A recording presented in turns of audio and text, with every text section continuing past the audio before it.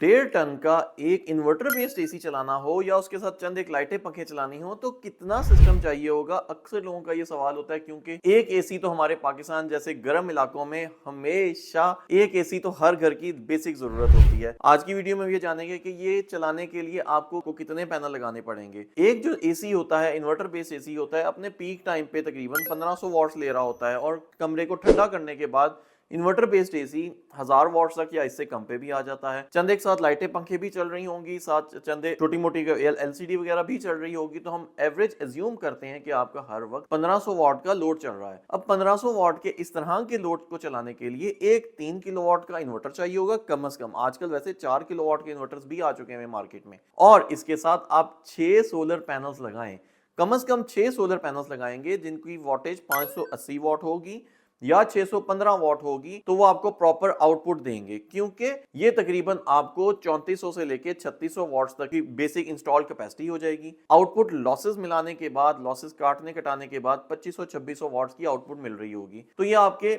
1.5 ton के AC को properly चला पाएंगे। मौसम की वजह से भी समटाइम सुबह के टाइम या शाम के टाइम प्रोडक्शन कम होती है, तो भी अगर आपके पास एक्स्ट्रा सोलर पैनल होंगे, टोटल कम से कम 6 पैनल होंगे, तो आपका एसी प्रॉपर्ली चलता रहेगा। इसके साथ आप चाहें तो बैकअप के लिए 2 बैटरीज लगा सकते हैं। बैटरीज की कॉस्ट पाकिस्तान में आजकल के दौर में, जब अप्रैल 2025 में अगर आप 2 ट्यूबुलर बैटरीज लगाते हैं तो 80,000 से लेके 1 लाख रुपए तक की कॉस्ट आएगी बैटरीज की।